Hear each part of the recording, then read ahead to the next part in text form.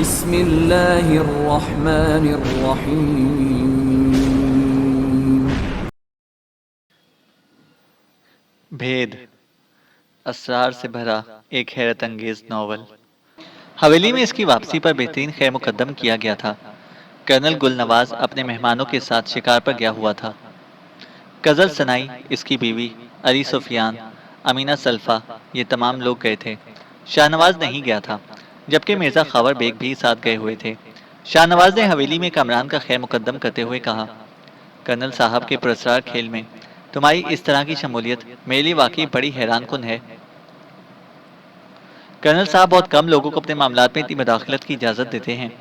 مجھے تو اب یوں لگ رہا ہے جیسے اچانک ہی ان کا کوئی گمشدہ بیٹا انہیں مل گیا ہو اور انہیں یہ پتہ چلا ہو کہ ہم لوگ ان کی اصل اولاد نہیں ہیں۔ ارے ارے ارے، آپ کے ان الفاظ میں مجھے کچھ ناراضگی کی بو آ رہی ہے شاہ نواز، کامران نے کہا۔ بھائی، ناراض بھی ہوں گے تو تمہارا کیا بگاڑ لیں گے یہ بتاؤ؟ ویسے ایسی کوئی بات نہیں ہے، میں خوش ہوں کہ کرنل صاحب سے تمہارے اتنے گہرے مراسم ہو گئے ہیں۔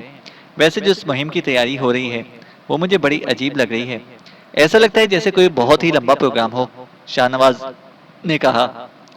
آپ یقین کریں شاہ نواز، مجھے کوئی تفصیل نہیں بتائی گئی، کامران بولا۔ ویسے ایک بات بتاؤں، گھر کے سارے افراد تم سے ناراض ہیں؟ ناراض ہیں؟ کامران نے پوچھا۔ ہونا بھی چاہیے یار، کوئی تک کی بات ہے، یعنی تم ہو ہماری عمر کے اور دوستی تم نے کر رکھی ہے ان بوڑھے بوڑھیوں سے؟ شاہ نواز بولا۔ نہیں، میں اپنے فرائض پورے کر رہا ہوں بھائی، نوکر ہوں اس گھر کا، کامران نے ہنستے ہوئے کہا۔ ٹھیک ہے، نوکری کرو نوکری کرو، دوسرا طنز ثانیہ نے کیا تھا۔ سنا ہے آپ ہمارے یہاں نوکری کر رہے ہیں؟ ارے، آپ نے اتنی دیر میں سنا ثانیہ؟ ہاں، واقعی دیر ہو گئی۔ اگر ہمیں یہ پتا ہوتا کہ آپ صرف اس گھر کے ملازم ہیں تو ہم آپ سے اتنی امیدیں وابستہ نہ کرتے۔ ہمیں تو اب پتہ چلا ہے، ثانیہ نے کہا۔ ثانیہ صاحبہ، دیکھیے ایک بات کہوں، حقیقت تو حقیقت ہی ہوتی ہے۔ ہوں تو میں اس گھر کا ملازم ہی، چاہے کتنا بھی آگے بڑھ جاؤں، لیکن آپ مجھے خود بتلائیے کہلاؤں گا کیا؟ ملازم، ثانیہ نے شانے ہلا کر کہا۔ جی بالکل صحیح سوچا آپ نے، کامران نے کہا۔ ایک بات کہوں آپ سے، بری بات ہے کسی کی محبت، کسی کے خلوص کو اس طرح ٹھکرانا۔ کاش مجھ پر یہ الزام نہ لگتا۔ محبت اور خلوص ٹھکرانے کی چیز تو نہیں ہوتے ثانیہ صاحبہ، کامران نے کہا۔ آپ نے اپنے اوپر جو خول چڑھا رکھا ہے نا کامران صاحب، ہم میں سے ہر شخص جانتا ہے کہ آپ اس سطح کے انسان نہیں ہیں۔ آپ نے صرف اپنے آپ کو محدود کیا ہے اور یہ زبردستی ہے آپ کی، ثانیہ نے کہا۔ اگر اس گھر میں کسی کو مجھ سے شکایت ہوتی ہے تو میں اس سے بڑی بدقسمتی اور کوئی تصور نہیں کرتا، چونکہ اس گھر میں مجھے جو عزت اور جو مقام ملا ہے، کامران نے کہا۔ اس کے علاوہ بھی کچھ کہہ سکتے ہیں آپ؟ کہہ سکتے ہیں تو پلیز ایک بار ضرور کہیں، بڑا دل چاہتا ہے کہ آپ کوئی اچھی بات کریں۔ کامران ہنس کر خاموش ہو گیا۔ بہرحال ثانیہ کا انداز کچھ عجیب سا تھا اور اسی رات وہ دوبارہ پھر کامران سے ملی۔ پراسرار سا انداز تھا۔ کامران کے کمرے میں داخل ہوئی اور خاموشی سے بیٹھ گئی۔ کامران منتظر رہا کہ وہ کچھ کہے، لیکن اس نے کچھ نہیں کہا تھا۔ بڑا عجیب سا منظر رہا تھا۔ ثانیہ کے انداز سے یہ لگتا تھا جیسے وہ کچھ کہنا چاہتی ہے لیکن کہہ نہیں پا رہی۔ پھر کچھ لمحوں کے بعد وہ اٹھی اور تیزی سے کمرے سے باہر نکل گئی۔ کامران بری طرح الجھ گیا تھا، لیکن کچھ بھی تھا، اپنے کردار کو داغدار نہیں کرنا چاہتا تھا۔ اتنے اچھے لوگوں کے درمیان جہاں سے اسے زندگی کی تمام آسائشیں مل گئی تھیں، عزت کا مقام ملا تھا، کوئی ایسا عمل جو اسے ان لوگوں کی نگاہوں میں گرا دے۔ شاہ نواز جیسا دوست اور کرنل گل نواز جیسے مہربان انسان کو ذرہ برابر تکلیف پہنچانا اس کے بس کی بات نہ تھی۔ پھر اسے ایک پورا دن انتظار کرنا پڑا۔ رات کو کرنل گل نواز اپنے مہمانوں کے ساتھ واپس آ گئے۔ کھانے کی میز پر سب سے ملاقات ہوئی۔ کرنل گل نواز نے کسی خاص کیفیت کا اظہار نہیں کیا تھا، لیکن کھانے کے دوران امینہ سلفا عجیب سی نگاہوں سے بار بار کامران کو دیکھنے لگی۔ کامران کو نہ جانے کیوں اس عورت سے تھوڑی سی الجھن ہوا کرتی تھی۔ اس وقت بھی امینہ سلفا کی آنکھیں اسے اپنے دماغ میں چپتی ہوئی محسوس ہو رہی تھیں۔ دلچسپ بات یہ تھی، بہت سے انوکھے کردار ادھر ادھر بکھر گئے تھے اور ان کی کوئی بات سمجھ میں نہیں آئی تھی۔ رات کو اندازے کے مطابق کرنل گل نواز اس کے کمرے میں آ گئے۔ ویسے تو ان تمام لوگوں کو یہ بات معلوم تھی کہ میں نے تمہیں کہیں بھیجا ہے، لیکن ظاہر ہے ہر بات تو سب کو بتانے کی نہیں ہوتی۔ میں تم سے معلومات حاصل کرنے کے لیے بے چین ہوں، کرنل گل نواز نے کہا۔ کرنل صاحب، نہ جانے کیوں میری چھٹی حص مجھے بتا رہی ہے کہ اس وقت کوئی اور بھی ہے جو ہماری باتیں سننے کے لیے متجسس ہے۔ کرنل گل نواز ایک دم حیران سے ہو گئے۔ انہوں نے عجیب سی نگاہوں سے چاروں طرف دیکھا اور بولے، اگر ایسی بات ہے تو آؤ میں تمہیں ایسی جگہ لے چلتا ہوں جہاں یہ احساس تمہارے ذہن سے ختم ہو جائے۔ یہ جگہ حویلی کے ہی ایک گوشے میں تھی، ایک تہہ خانہ تھا۔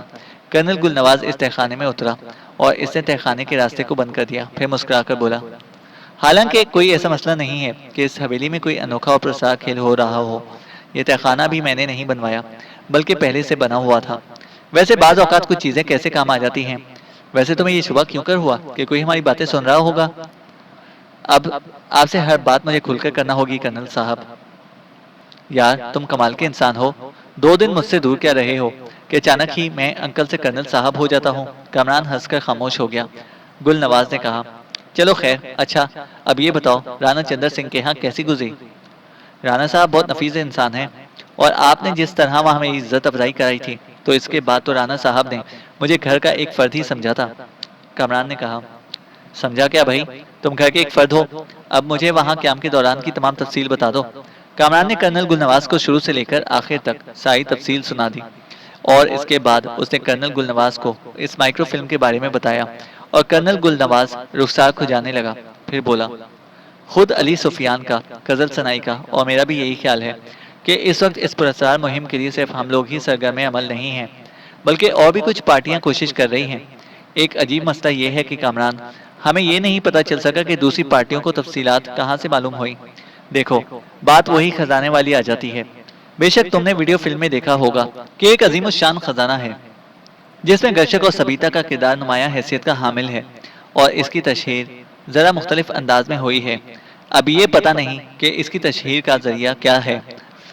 اب یہ نہیں پتا کہ اس کی تشہیر کا ذریعہ کیا تھا۔ جیسے یہ ویڈیو فلم ہی تھی جو علی سفیان کو ایک ڈھانچے کے پاس سے ملی۔ یہ بھی ہو سکتا ہے کہ خود علی سفیان نے کبھی کسی ایسے آدمی سے کوئی تذکرہ کیا ہو اس بارے میں جو اس کہانی کو لے اڑا ہو، اور اس کے ذریعے یہ کہانی دوسروں کے کانوں تک پہنچی ہو۔ اس کے علاوہ غزل سنائی کی کہانی بھی تم نے سنی ہے، یعنی والش والی۔ والش اپنے طور پر ایک نئی ہی کہانی لے کر منظر عام پر آیا تھا، اور بہرحال والش کی موت کی تصدیق بھی نہیں ہوئی۔ تو ایسا تو ہے کہ بہت سی پارٹیاں اس میں ملوث ہو گئی ہیں، لیکن ہمیں اپنا کام کرنا ہے۔ جی، ایک اور انوکھی بات جو میں آپ کو خاص طور سے بتانا چاہتا ہوں، کامران نے کہا۔ ہاں بولو۔ وہاں سلطان گڑھی میں گرشک اور سبیتا کی موجودگی کے نشانات ملے ہیں۔ کیا؟ ہاں، جو قتل کی واردات میں نے آپ کو بتائی ہے وہ گرشک اور سبیتا کے ہاتھوں ہی توقع کی جا رہی ہے، کیونکہ وہ دونوں ایک بار میرے سامنے بھی آئے تھے۔ مجھے یوں لگا تھا جیسے وہ مجھے کچھ بتانا چاہتے ہوں۔ کرنل گل نواز تو اس بات پر بری طرح اچھل پڑا۔ تمہارے سامنے بھی آئے تھے؟ جی۔ کیا واقعی؟ مگر وہ وہاں کیسے پہنچ گئے؟ میرے خدا، یہ تو بہت ہی حیران کن بات ہے۔ تمہیں کیا بتانا چاہتے تھے وہ؟ میں بالکل نہیں جانتا، کامران نے کہا۔ یہ انکشاف اس نے اس لیے کر دیا تھا کہ ظاہر ہے رانا چندر سنگھ کے علم میں یہ بات آ چکی تھی کہ گرشک اور سبیتا کامران کو ملے ہیں۔ ایکسل برانٹ وہیں انٹر ہوا تھا، اور حسن شاہ نے اس بارے میں رانا چندر سنگھ کو بتایا تھا۔ بہرحال کرنل اس بات پر شدید حیرت کا شکار رہا۔ اس نے کہا، کم از کم اس سے مجھے یہ اطمینان ہو گیا کہ وہ لوگ کسی بڑی مشکل میں نہیں پھنسے، بلکہ وہ اپنے طور پر اپنے لیے کچھ کرتے پھر رہے ہیں۔ کاش وہ دل کی بات تمہیں بتا سکتے، کم از کم مجھے اتنا اندازہ تو ہو جاتا کہ ان کا اپنا منصوبہ کیا ہے۔ ویسے ایک بات سنو، اگر وہ لوگ اتنے ہی چالاک ہیں کہ وہاں تک پہنچ گئے، اس کا مقصد ہے کہ وہ دوبارہ بھی تم سے ملاقات کر سکتے ہیں، کرنل گل نواز نے کہا۔ امکانات تو ہیں اس بات کے، کامران نے کہا۔ میں نے اپنے طور پر ایک اور منصوبہ ذہن میں بنایا تھا۔ میرا خیال ہے تم اور حسن شاہ کے بارے میں بتا دوں کہ تمہیں شاید بتایا بھی تھا کہ وہ کس قدر ذہین اور قابل آدمی ہے۔ خاص طور سے اس کی اپنی جان پہچان بہت زیادہ ہے۔ سرحدوں پر وہ بڑا کارآمد ہو سکتا ہے، وہاں جہاں ہمیں مشکل پیش آئے گی۔ میں اور علی سفیان اب اس سلسلے میں باقاعدہ کارروائی کا ارادہ رکھتے ہیں۔ ہمیں بہت سی آسانیاں حاصل ہو جائیں گی، لیکن میں چاہتا ہوں کہ تم ایک پراسرار کردار کے طور پر آگے آگے سفر کرو اور ہمارے لیے آسانیاں تلاش کرو۔ حسن شاہ تمہارا ساتھی ہوگا۔ یہ بات میں رانا چندر سنگھ سے بھی کر لوں گا، کرنل گل نواز نے کہا۔ جیسا آپ پسند کریں، مجھے اس پر کوئی اعتراض نہیں، کامران نے جواب دیا۔ بڑی عجیب بات ہے، اس کا مطلب ہے کہ وہ مائکرو فلم رانا چندر سنگھ کے پاس تو ضرور ہوگی۔ جی، ہونی تو چاہیے، کامران نے کہا۔ ٹھیک ہے، تم ایسا کرو کہ اپنے طور پر تیاریاں شروع کر دو۔ میں تمہیں آگے بھیجنا چاہتا ہوں، ایسے انداز میں کہ دوسروں کو اس کے بارے میں صحیح تفصیلات معلوم نہ ہوں، کرنل گل نواز نے کہا۔ جی، کامران نے جواب دیا۔ ویسے اس کے لیے کچھ اور الجھنیں بھی تھیں جن کا آغاز دوسرے ہی دن ہو گیا۔ محترمہ عروسہ کو اس کی آمد کے بارے میں اطلاع مل گئی کہ کامران واپس آ گیا ہے۔ فوراً ہی کوٹھی پہنچ گئی۔ اس وقت تمام لوگ آس پاس ہی موجود تھے، ثانیہ، فرخندہ اور گھر کے دوسرے نوجوان لڑکے اور لڑکیاں۔ عروسہ صاحبہ اپنی کار سے اتری اور سیدھی ان لوگوں کے پاس پہنچ گئی۔ کامران بھی یہیں موجود تھا۔ انہوں نے غصیلی نظروں سے کامران کو دیکھتے ہوئے کہا، کہاں تھے آپ؟ کامران نے حیران نگاہوں سے ادھر ادھر دیکھا اور پھر عروسہ کی طرف دیکھ کر بولا، آپ نے مجھ سے کچھ کہا؟ اونچا سننے لگے ہیں کیا؟ عروسہ بولی، آپ مجھ سے کچھ کہہ رہی ہیں محترمہ عروسہ؟ کامران نے کہا، کامران میں کیا کہہ رہی ہوں سمجھ بھی نہیں آ رہا۔ کیا ڈیڈی نے آپ کو بلایا ہے؟ واہ، وارنٹی گرفتاری ہے آپ کے پاس؟ کامران نے کہا، آئیے میں آپ کو لینے کے لیے آئی ہوں، عروسہ بولی۔ میں مصروف ہوں عروسہ صاحبہ، آپ زبردستی مجھے لے جائیں گی کیا؟ ہاں لے جاؤں گی۔ تو لے جائیے۔ آپ چلیں گے نہیں؟ نہیں بالکل نہیں۔ سوچ لیجئے آپ۔ مجھے تو آپ کچھ ذہنی مریض لگتی ہیں، کیا سوچ لوں میں؟ کامران بولا۔ میں ذہنی مریضہ ہوں؟ عروسہ بولی۔ لگتا تو ایسا ہی ہے۔ کیا آپ ہر اجنبی شخص سے اسی طرح گفتگو کرتی ہیں؟ اجنبی؟ عروسہ گرا کر بولی، میرا خیال ہے ہم لوگ اس قدر بے تکلف بھی نہیں ہیں۔ کامران نے کہا، کیا بات ہے، کس قسم کی پذیرائی ہو رہی ہے؟ عروسہ نے چاروں طرف دیکھتے ہوئے کہا، بہت سے لوگ ہیں، آپ براہ کرم ان سے ملیے۔ بلا وجہ آپ میرے سر پڑ رہی ہیں، آپ کی کسی بات کو ماننا میرے بس کی بات نہیں۔ کامران نے کہا، میں کہتی ہوں آپ کو ڈیڈی نے بلایا ہے۔ عروسہ نے کہا، آپ ڈیڈی سے کہہ دیجئے مجھے اس وقت فرصت نہیں ہے۔ کامران نے خشک لہجے میں کہا۔ ثانیہ اور فرخندہ ہنس پڑی۔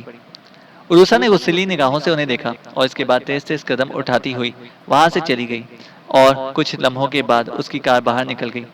شاہ نواز کے چہرے پر سنجیدگی کے آثار تھے۔ اس نے کہا، یہ اندازہ تو ہو چکا ہے مجھے بھی اور سب لوگوں کو بھی کہ کامران نے مس عروسہ کو ایسا کوئی مقام نہیں دیا جس کی بنا پر وہ کامران سے اس طرح کی گفتگو کر سکیں۔ اس کے علاوہ نہ ہی کامران کا تعلق کسی طرح مرزا خاور بیگ سے ہے، کیونکہ یہ ڈیڈی کے ایک طرح سے ذاتی دوست ہیں۔ پھر یہ عروسہ صاحبہ اس قدر ڈرامہ کیوں کر رہی تھی؟ کس بنیاد پر؟ بظاہر کوئی اس بات کا کیا جواب دے سکتا تھا؟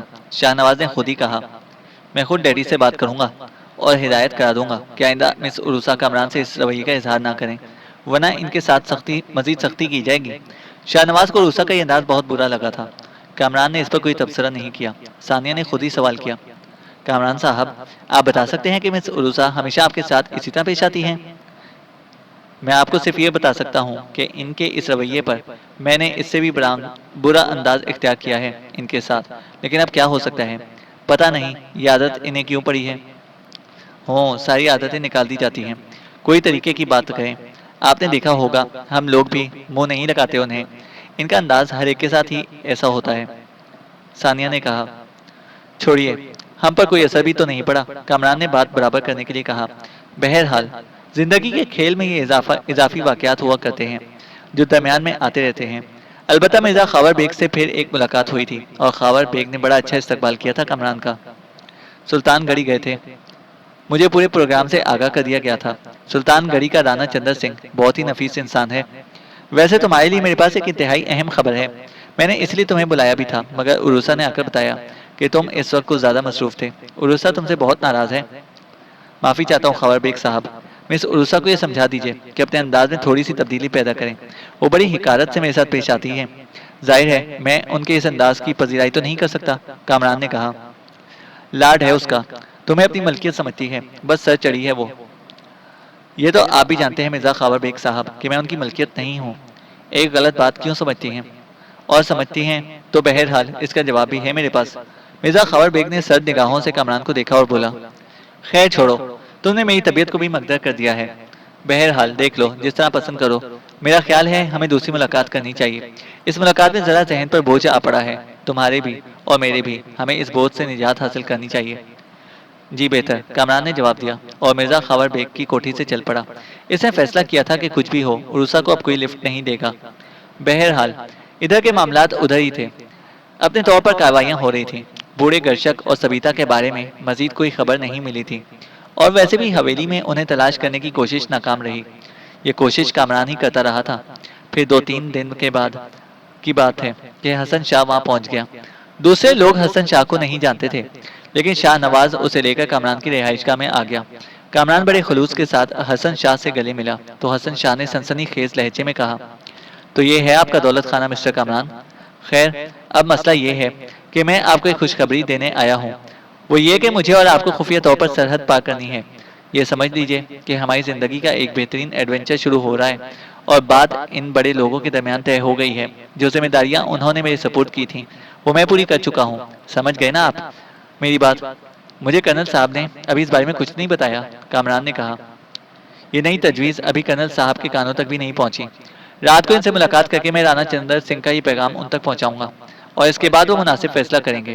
اس ملاقات میں کامران حسن شاہ اور کرنل گل نواز کے ساتھ شریک نہیں تھا، لیکن کرنل گل نواز نے دوسری ہی صبح 3:30 بجے کے قریب کامران کی رہائش گاہ میں اس سے ملاقات کی۔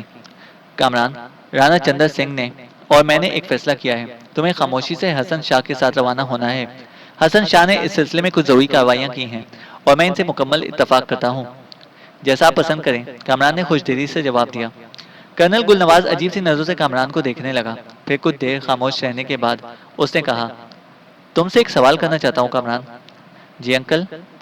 میں تم سے جو کچھ بھی کہتا ہوں تم اسے بغیر کسی اعتراض کے مان لیتے ہو؟ جی۔ اس کی وجہ؟ کرنل گل نواز نے پوچھا۔ مجھے آپ پر مکمل اعتماد ہے۔ میں جانتا ہوں کہ میرے بارے میں آپ جو بھی فیصلہ کرتے ہیں وہ میرے لیے نقصان دہ نہیں ہوتا۔ آپ جو شاہ نواز کے بارے میں سوچتے ہیں وہی میرے بارے میں بھی پھر میں اعتراض کی کیا گنجائش رکھتا ہوں؟ کامران نے جواب دیا۔ شکریہ بیٹے، تم نے شاہ نواز کا حوالہ دیا ہے۔ اگر تم اس بات پر یقین کر سکتے ہو تو کر لو کہ میرے دل میں تمہارے لیے واقعی ایسے ہی جذبات ہیں، لیکن بعض معاملات میں تم اس پر فوقیت رکھتے ہو۔ مثلاً میں اسے اس مہم پر نہیں لے جا رہا۔ جانتے ہو کیوں؟ نہیں جانتا۔ اس لیے کہ وہ نہ تو ایڈونچر کی زندگی سے دلچسپی رکھتا ہے اور نہ اس طرح کی صلاحیتیں، جبکہ تم ایک آئیڈیل نوجوان ہو۔ میں نے ایسا کوئی کارنامہ تو سر انجام نہیں دیا، کامران نے کہا۔ میری نگاہ کو کیا سمجھتے ہو؟ کرنل گل نواز بولے۔ یقیناً بہت مکمل اور تجربے کار، کامران نے جواب دیا۔ تو بس پھر یہ سمجھ لو کہ جو کچھ میں نے تمہارے بارے میں سوچا ہے وہ نہایت مکمل ہے۔ شاہ نواز کے اندر وہ صلاحیتیں نہیں ہیں جو تمہارے اندر ہیں۔ بے شک اس کے لیے دل میں بہترین جذبات رکھتا ہوں۔ میں اور رانا چندر سنگھ اس وقت سے زیادہ ایک دوسرے کے قریب ہیں۔ تم اس سے مل چکے ہو۔ یہ اندازہ تو تمہیں ہو گیا ہوگا کہ وہ بہت صاف ستھری طبیعت کا مالک ہے۔ اس کی سوچ بھی میری ہی طرح کی ہے، یعنی یہ کہ جو کام کیا جا رہا ہے وہ ایسا نہیں ہے کہ اس کے لیے زندگی اور موت کو نظر انداز کر دیا جائے۔ ہم بے شمار معاملات میں ایک دوسرے سے بھرپور تعاون کرتے ہیں۔ یہ تو تم جان ہی چکے ہوگے کہ ہم ہی نہیں بلکہ یہ تمام لوگ ایک عظیم الشان خزانے کی تلاش میں ہیں اور اسی کے لیے جد و جہد کر رہے ہیں، لیکن ان میں کچھ کردار مشکوک ہیں۔ کیا کہتے ہو تم اس بارے میں؟ کیا اپنی رائے دو گے؟ نہیں انکل، میں سچ بتاؤں آپ کو کہ میں صرف آپ کے احکامات کی تعمیل کر رہا ہوں۔ مجھے ان معاملات کا کوئی تجربہ نہیں ہے، اس لیے میں، کامران نے کہنا چاہا۔ ٹھیک ہے، میں جانتا ہوں کہ تم محتاط رویہ رکھتے ہو اور یہ اچھی بات ہے، بری نہیں ہے۔ انسان کو ایک لمحے کے اندر ہر مسئلے میں نہیں کھل جانا چاہیے، لیکن میں تمہیں کچھ باتیں بتانا ضروری سمجھتا ہوں۔ رانا چندر سنگھ اس پوری مہم میں میرا سب سے قابل اعتماد ساتھی رہے گا، اور تم تو ہو ہی میرا داہنا بازو۔ اس کے بعد بقیہ افراد کی باری آتی ہے۔ مثلاً علی سفیان کا تذکرہ کروں، لاؤبالی آدمی ہے۔ علی سفیان کا نظریہ بھی کچھ ایسا ہی ہے۔ اس کے بعد غزل ثنائی آتا ہے، تو اس کی زندگی کی تھوڑی سی کہانی سن کر تمہیں اندازہ ہو گیا ہوگا کہ وہ ایک مہم جو ہے جو اس طرح کی مہمات میں بھرپور دلچسپی رکھتا ہے۔ جہاں تک مرزا خاور بیگ کا تعلق ہے، ہم اسے صرف اس لیے ساتھ رکھ رہے ہیں کہ وہ یہاں کوئی ایسا عمل نہ کر ڈالے جو ہمارے لیے نقصان دہ ہو۔ بے شک میں اسے نبٹنے کی تمام صلاحیتیں رکھتا ہوں۔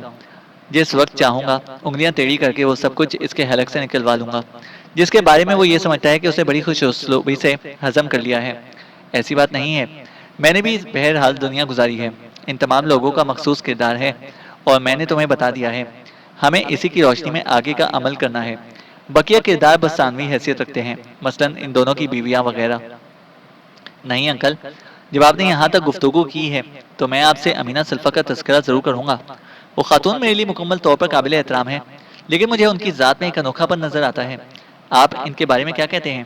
کرنل گل نواز کے ہونٹوں پر مسکراہٹ پھیل گئی۔ انہوں نے کہا، بس یہی ایک خوبی ہے جس کا میں ابھی تھوڑی دیر پہلے تذکرہ کر رہا تھا۔ تم یقین کرو، تمہاری جگہ کوئی اور ہوتا تو اس بارے میں غور بھی نہ کرتا۔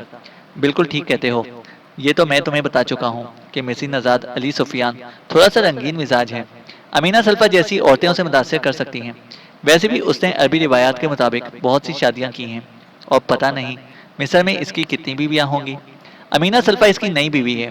مجھے خود اس عورت کے اندر کوئی پراسرار سی کیفیت نظر آتی ہے۔ اللہ بہتر جانتا ہے۔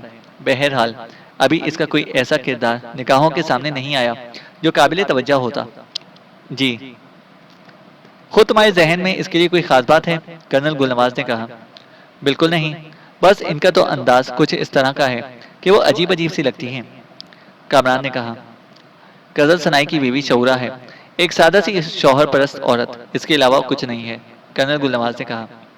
ایک اور شخصیت ہے جو اس وقت ہم پر مسلط ہونے جا رہی ہے، کامران نے کہا، اور کرنل گل نواز چونک پڑا۔ کون؟ مرزا خاور بیگ کی بیٹی عروسا۔ ہاں، حالانکہ میں نے مرزا کو بہت منع کیا کہ امینہ سرفا اور شعورا کی بات اور ہے، ان کے شوہر ان کے ذمہ دار ہیں، لیکن بہتر ہے کہ اس ماحول میں وہ عروسا کو ساتھ نہ رکھے۔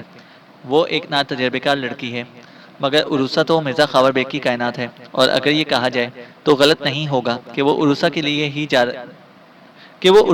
لیے جی رہا ہے۔ اس سے پہلے کسی مہم میں عروسا کا بھی ساتھ نہیں رہی، ظاہر ہے وہ مہم جو ٹائپ کی لڑکی نہیں ہے، لیکن اس بار پتہ نہیں مرزا خاور بیگ کے دماغ میں کیا خرابی ہوئی ہے۔ حالانکہ میں اسے سمجھایا ہے، لیکن کہتا ہے کہ عروسا ساتھ جانا چاہتی ہے اور وہ اسے انکار نہیں کر سکتا۔ کوئی ایسی ترکیب نہیں ہے کہ مرزا خاور بیگ عروسا کو ساتھ نہ لے؟ کامران نے کہا۔ نہیں، کوئی ترکیب نہیں ہے، لیکن چھوڑو، ہمارا کیا ہے، ہم اس کی ذمہ داری قبول نہیں کریں گے۔ اور یہ بات میں نے مرزا خاور بیگ کو ڈھکے چھپے الفاظ میں بتا بھی دی ہے کہ مرزا تمہیں پھر اپنی بیٹی کے لیے سرگرداں رہنا پڑے گا، کوئی کام کی بات نہیں ہو سکے گی۔ کہنے لگا، میں عروسا کو انکار نہیں کر سکتا، مگر تم کس سے پریشان ہو، کوئی ایسی ویسی بات؟ کرنل گل نواز نے پوچھا۔ نہیں، کامران نے ٹھنڈی سانس لے کر جواب دیا۔ کرنل گل نواز اسے سارا منصوبہ بتاتا رہا۔ اس نے ایک طرح سے کامران کو بریفنگ دی، اور پھر اس کے بعد اس نے کہا، ہو سکتا ہے اب تمہارے روانہ ہونے سے پہلے میری تم سے ملاقات نہ ہو۔ ایک سوال اور کرنا چاہتا ہوں آپ سے، کامران بولا۔ ہاں بولو۔ کیا علی سفیان وغیرہ کو اس بات کا علم ہے کہ میں پہلے جا رہا ہوں؟ کچھ کہا تو ہے میں نے ان سے، اور صرف اتنا کہ میں تمہیں ضروری تیاریوں کے لیے کہیں بھیج رہا ہوں۔ اصل میں جن علاقوں کا تمہیں سفر کرنا ہے اور جس انداز میں کرنا ہے وہ بالکل مختلف بات ہے۔ میں اور رانا چندر سنگھ صورتحال کا جائزہ لے کر ذرا الگ طریقہ کار اختیار کرنا چاہتے ہیں۔ بہرحال علی سفیان وغیرہ اس قدر ہمارے معاملے میں دخل اندازی نہیں کرتے کہ ہم انہیں ہر بات کی نشاندہی کرتے رہیں۔ میں بات کو گول کر جاؤں گا اور یہ بھی کہہ سکتا ہوں کہ مجھے تمہارے بارے میں کوئی علم نہیں ہے، کرنل نے کہا۔ اور مرزا خاور بیگ؟ کامران نے پوچھا۔ بالکل نہیں، مرزا خاور بیگ کو بھی کچھ نہیں بتایا جا سکتا، بلکہ اس سے تو خاص طور سے محتاط رہنے کی ضرورت ہوگی۔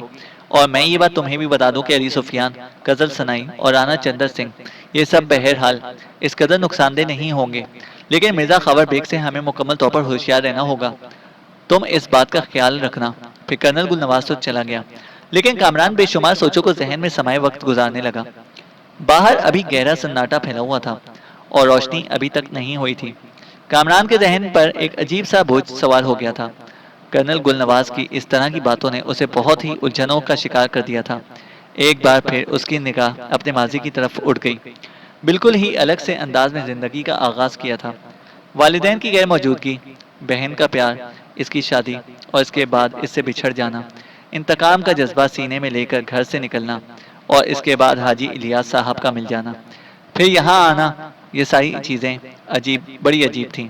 اور اب وہ ایک ایسی پراسرار مہم اور خطرناک مہم پر روانہ ہو رہا تھا جس کے بارے میں اسے پوری طرح معلوم بھی نہیں تھا۔ کیا اس مہم میں زندگی کی سلامتی کی ضمانت دی جا سکتی ہے؟ اس قسم کے خطرناک کارنامے زندگی اور موت ہی کی حیثیت رکھتے تھے۔ تو پھر کیا ہوگا؟ اندر سے ایک احساس ابھرا کہ جو کچھ بھی ہوگا بھلا اس سے خوف زدہ ہونے کی کیا ضرورت ہے؟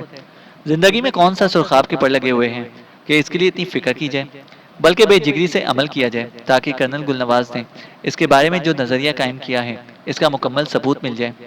دفتن ہی اسے کچھ گزرے لمحات یاد آئے جو بہت پرانی ہیں۔ جب وہ ایک آزاد زندگی گزار رہا تھا، تعلیمی عمل جاری تھا، ایک بار کچھ دوستوں نے ایک بوڑھے نجومی کو پکڑ لیا۔ بوڑھا نجومی سڑک کے کنارے اداس بیٹھا ہوا تھا۔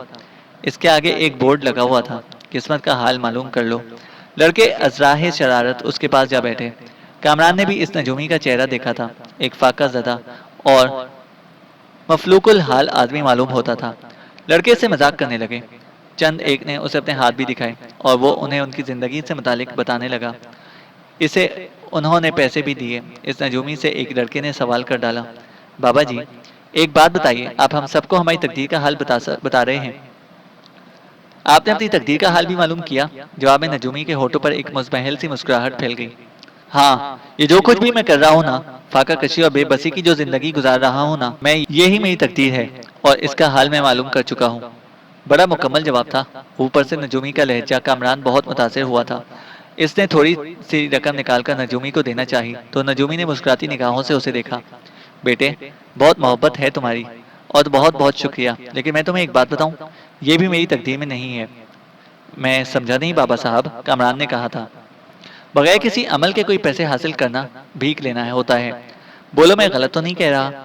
لیکن میری تقدیر میں یہ بھیک نہیں۔ میں اگر بھیک لوں گا تو مجھے راست نہیں آئے گی۔ ہاں، اگر تم اپنا ہاتھ دکھانا چاہو اور اس کے بعد کچھ دینا چاہو تو میرے لیے ممکن ہو سکتا ہے۔ کامران نے اپنا ہاتھ نکال کر اس کے سامنے کر دیا۔ نجومی اس کا ہاتھ دیکھتا رہا۔ کئی بار اسے کامران کے چہرے کو دیکھا۔ کامران کے دوست مذاق کو اڑانے لگے۔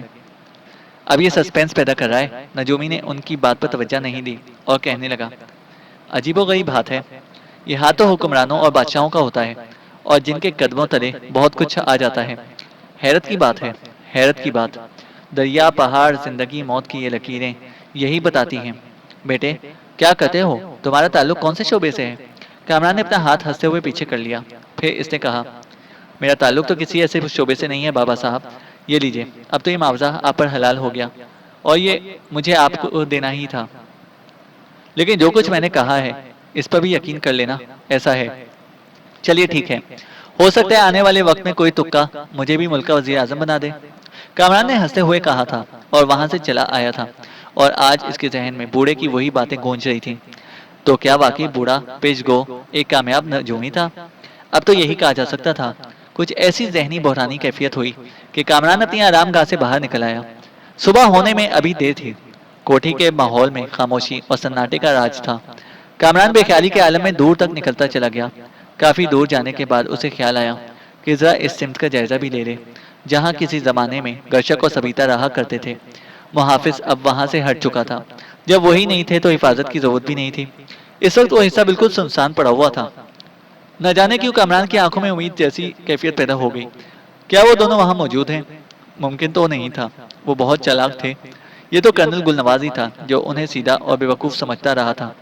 حالانکہ ایسی کوئی بات نہیں تھی۔ بہت سی باتیں یاد آنے لگیں اور اس کی بھٹکتی ہوئی نگاہیں چاروں طرف کا جائزہ لیتی رہیں۔ پھر وہ حویلی کے اس عقبی حصے کا جائزہ لینے لگی جسے واقعی کا سیبی زدہ علاقہ کہا جا سکتا تھا۔ کامران نے اسی جگہ گرشک اور سبیتا کو جسمانی کرتب کرتے ہوئے بھی دیکھا تھا۔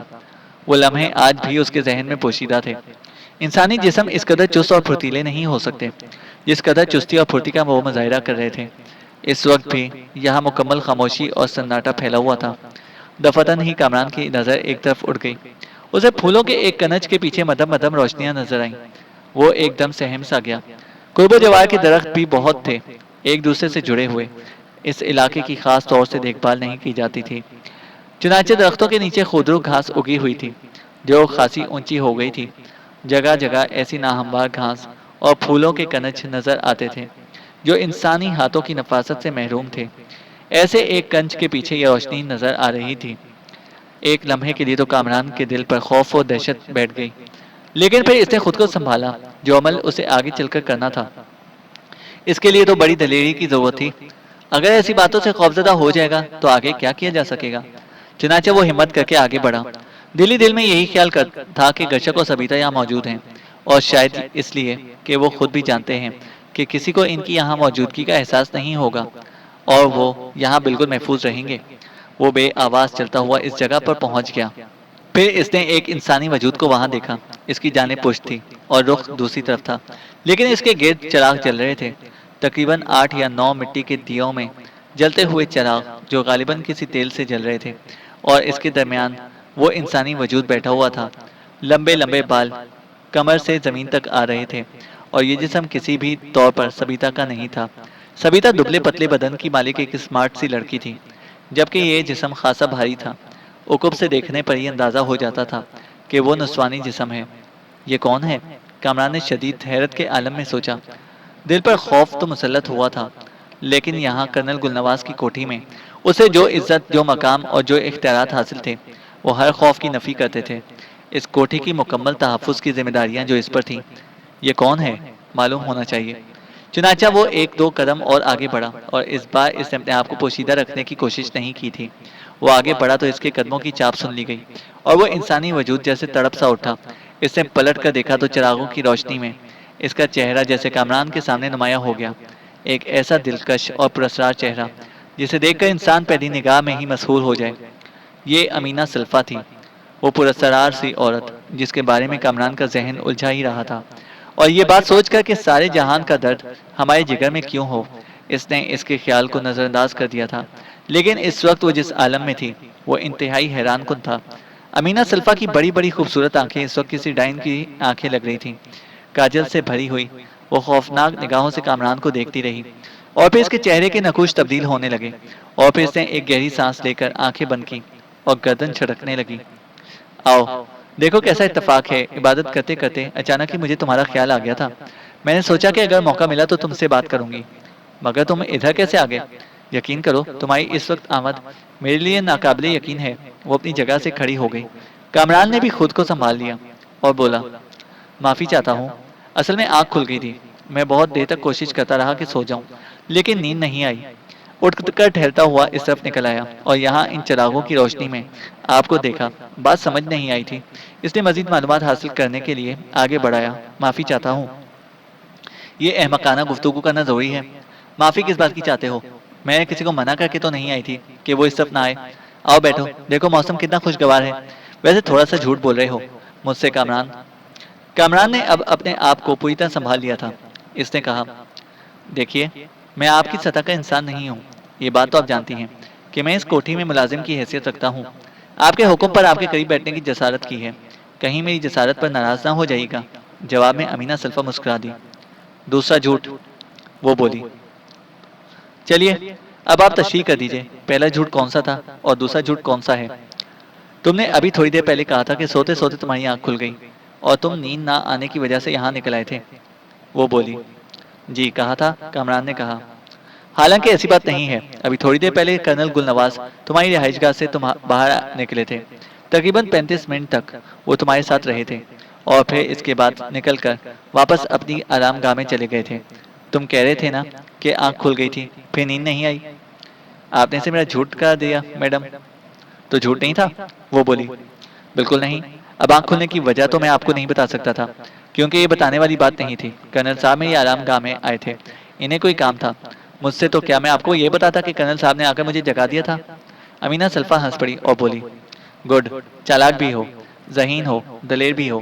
دوسرا جھوٹ یہ تھا کہ تم ابھی کہہ رہے تھے نا کہ تم صرف اس کوٹھی کے ملازم ہو، لیکن یہ بات تو تم خود بھی جانتے ہو کہ تم صرف اس کوٹھی کے ملازم نہیں ہو۔ میں نے یہاں کے رہنے والے لوگوں کے دلوں میں تمہارے لیے بہت عزت پائی ہے۔ میری نگاہیں بہت تیز ہیں، ہر چیز کا بآسانی جائزہ لے سکتی ہوں۔ میں سمجھتی ہوں کہ تم اس کوٹھی کے سب سے پراسرار انسان ہو۔ مجھے ایک بات کا جواب دو گے؟ جی، کامران نے کہا۔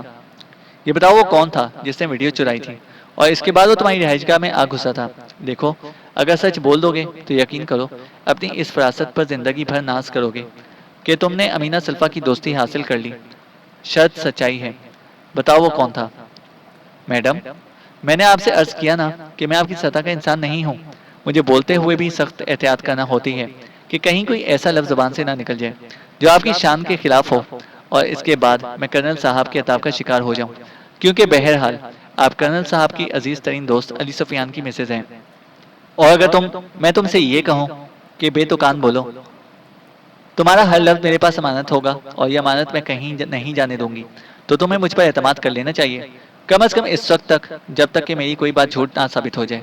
امینہ سلفا بولی۔ بہتر، تو آپ کو اطمینان دلانے کے لیے میں یہ عرض کر دوں کہ میں نے نہیں دیکھا کہ وہ کون تھا۔ امینہ سلفا ایک بار پھر کامران کی جانب دیکھنے لگی، اس کی آنکھوں میں بے اعتباری کی جھلک تھی۔ دیر تک وہ اسی طرح کامران کو دیکھتی رہی، کامران نے بھی اس سے نظریں ملا دی تھیں۔ بہرحال اب وہ اتنا کچا بھی نہیں تھا کہ ایک عورت کے سامنے اس قدر بے بس ہو جاتا، بلکہ اب تو اس نے فیصلہ کیا تھا کہ امینہ سلفا کی تمام غلط فہمیاں دور کر دے گا۔ صرف کرنل گل نواز کا ملازم ہے، اور کرنل نے اس سے یہ ہرگز نہیں کہا کہ دوسروں کے سامنے وہ بھیکی بلی بن جائے۔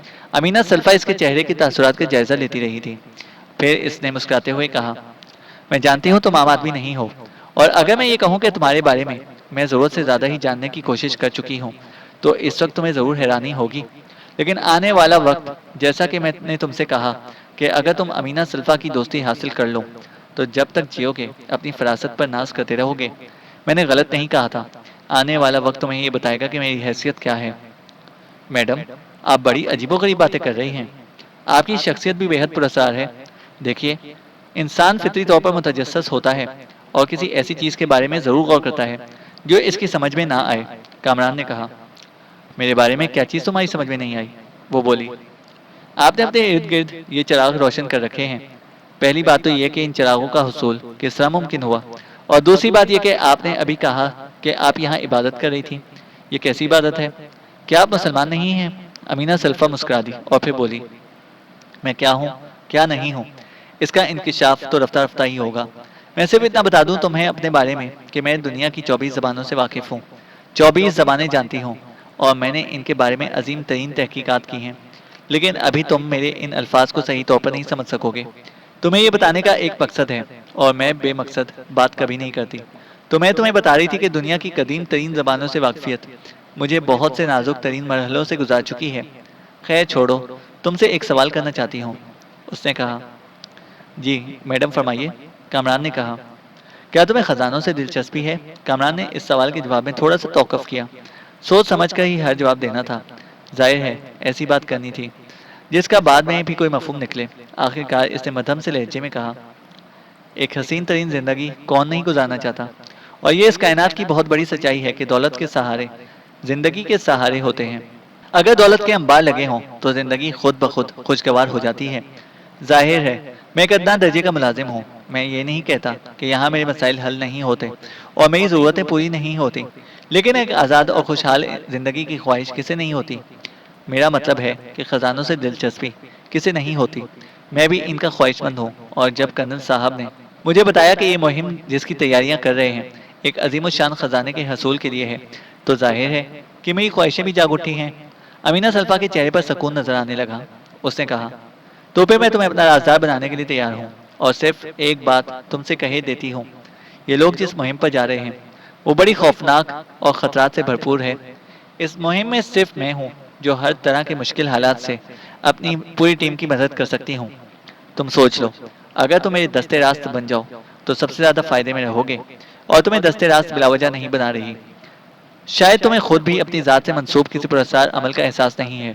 تم عام انسان نہیں ہو کامران، تمہاری ذات میں ضرور کوئی ایسی کہانی پوشیدہ ہے جو ابھی تک دنیا کے علم میں نہیں آئی۔ امینہ سلفا نے کہا، میری ذات میں؟ کامران نے سچ مچ حیرت سے کہا، ہاں، حیرت کی بات ہے، واقعی حیرت کی بات ہے، اور وہ یہ بات ہے جسے میں بھی ابھی تک نہیں سمجھ سکی۔ امینہ سلفا بولی، جب آپ نہیں سمجھ سکی تو بھلا میں کیا سمجھ سکوں گا؟ مجھ میں اور آپ میں تو زمین آسمان کا فرق ہے، کامران نے کہا۔ آؤ میرے ساتھ، اس نے اچانک ہی اپنی جگہ سے کھڑے ہو کر کہا۔ کہاں؟ کامران بوکھلا کر سا گیا۔ میرے بیڈ روم میں، وہ بولی۔ ہاں لیکن میں مکمل ذمہ دار ہوں، میں ساری ذمہ داری قبول کرتی ہوں، ڈر کیوں رہے ہو؟ امینہ سلفا بولی، نہیں ایسی کوئی بات نہیں، لیکن اس وقت ابھی تو روشنی ہونے میں بہت وقت ہے، اسی لیے تو تمہیں اپنے ساتھ لے جا رہی ہوں۔ دن کی روشنی میں سارے بھید کھل جاتے ہیں، اور پراسرار بھید جس نے میرے دماغ کی چولیں ہلا ڈالی ہیں میری سمجھ سے باہر ہے۔ کون سا بھید؟ کامران نے پوچھا۔ یہی کہ تم کون ہو، امینہ سلفا بولی۔ ارے میں تو اتفاقی طور پر ادھر نکل آیا ہوں، اچانک ہی میری ذات میں بھی کوئی پراسرار کیفیت پیدا ہو گئی، کامران نے ہنس کر کہا، اور امینہ سلفا کا چہرہ ایک دم سے ست گیا۔ میں غلط نہیں کہہ رہی، وہ بولی۔ چلیے اگر آپ ذمہ داری قبول کرتی ہیں کہ میرے آپ کے ساتھ جانے سے کوئی مسئلہ نہیں کھڑا ہوگا تو مجھے کیا اعتراض ہو سکتا ہے؟ کامران بولا۔ ٹھیک ہے۔ اس نے عجیب سے انداز میں اپنے ہاتھوں کو ان چراغوں پر پھیرا، اور ہر چراغ بجھ گیا۔ نہ ہوا لگی تھی انہیں، اور نہ ہی کوئی اور ایسی کوشش کی گئی تھی۔ چراغوں کا اس طرح بجھ جانا بس یوں لگتا تھا جیسے اس کی روشنی کا تعلق امینہ سلفا کے ہاتھ سے ہو۔ اس نے وہ چراغ وہاں سے اٹھائے بھی نہیں تھے، بس انہیں بجھا کر واپس چل پڑی تھی۔ کامران اس کے ساتھ چلتا ہوا کوٹھی میں داخل ہوا۔ اصل میں اسے اس بات پر اعتبار تھا کہ کرنل گل نواز اس پر بھرپور یقین رکھتا ہے۔ اگر امینہ سلفا کے سلسلے میں کوئی ایسی ویسی بات ہو بھی گئی تو وہ جو کچھ کرنل گل نواز کو بتائے گا اس پر بھرپور یقین کیا جائے گا، اس لیے اسے امینہ سلفا کے اس عمل کی پرواہ نہیں تھی۔ چینل کو سبسکرائب کریں اور بیل آئیکن کو پریس کریں تاکہ ہماری ہر اپڈیٹ آپ کو بر وقت مل سکے۔